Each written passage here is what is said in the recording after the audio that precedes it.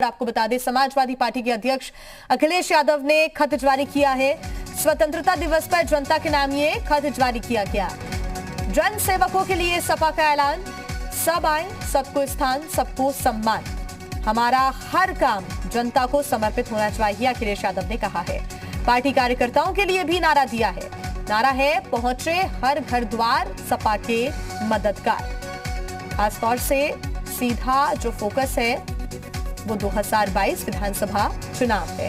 ऐसे में सपा ने भी अब नए नारे और नया जोश यहां पर दिखाते हुए खत जारी किया है। जनता के नाम ये सीधा खत है, वो भी स्वतंत्रता दिवस आज खास दिन में।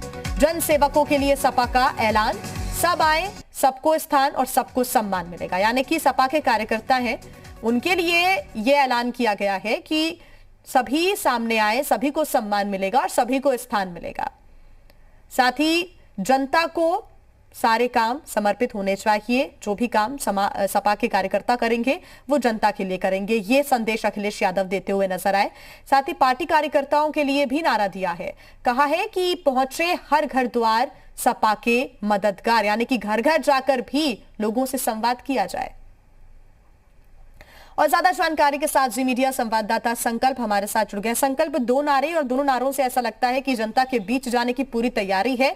साथ ही सपा के कार्यकर्ताओं में जोश भरने का काम अखिलेश यादव ने किया।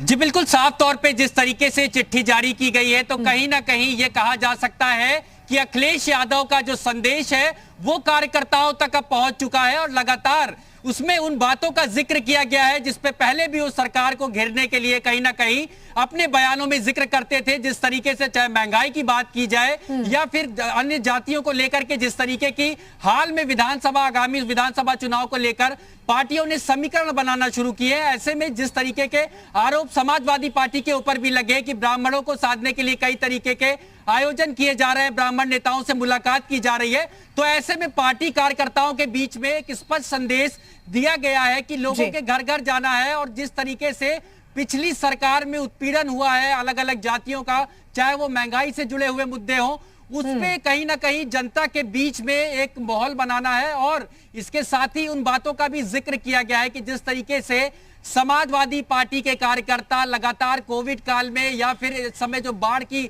आपदा आई हुई है जिन जिलों में, वहां पे लोगों की मदद कर रहे हैं, जाके उनको प्रोत्साहित करने के लिए भी उसमें लाइन दी गई है। और इसके साथ ही नया उत्तर प्रदेश, नव उत्तर प्रदेश की बात कही गई है। और आगामी अगर विधानसभा चुनाव को लेकर के इस चिट्ठी को देखा जाए तो कहीं ना कहीं सरकार को घेरने के साथ ही कार्यकर्ताओं के लिए एक जो संदेश है, जो मूल मंत्र है, माना जा सकता है कि उसको इस चिट्ठी के जरिए अखिलेश यादव की तरफ से कार्यकर्ताओं के बीच में पहुंचाया गया है कि आगे की जो रणनीति है वो किस विचारधारा से काम करना है और लोगों के बीच में जब जाना है तो किन मुद्दों पे बात करनी है। और जो पिछली सरकार की जो कहा जा सकता है कि जिसको लेकर के लगातार आरोप लगाए जा रहे थे, चाहे वो समाजवादी पार्टी हो, कांग्रेस हो, महंगाई को लेकर के, महिलाओं के पे हो रहे उत्पीड़न को लेकर के, और इसके साथ ही तमाम वो कानून व्यवस्था से जुड़े हुए मुद्दे उनको लोगों तक पहुंचाएं। और जिस तरीके से समाजवादी पार्टी की अब जो लाइन कहा जा सकता है कि इस पूरी चिट्ठी में कार्यकर्ताओं को दी गई है, जिसको कि एक बड़ा मूल मंत्र माना जा रहा है आगामी विधानसभा चुनाव के लिए। बिल्कुल सीधे तौर पर जनता का काम और जनता के लिए काम, सपा के कार्यकर्ता मददगार बनकर पहुंचे। सीधा संदेश है कि अब रणनीति बनानी है, कमरे के अंदर बैठकर नहीं बल्कि सड़कों पर जाकर, लोगों के घर घर जाकर संवाद करना है। यह सीधा संदेश अखिलेश यादव अपने कार्यकर्ताओं को, जन सेवकों को भी देते हुए नजर आए। साथ ही उन्होंने यह भी कहा है कि जितने जनसेवक है जो लोगों के लिए काम कर रहे हैं वो भी सामने आए, सबको स्थान मिलेगा और सबको सम्मान मिलेगा, सभी को साधने की कोशिश है। संकल्प, बहुत धन्यवाद आपका तमाम जानकारी।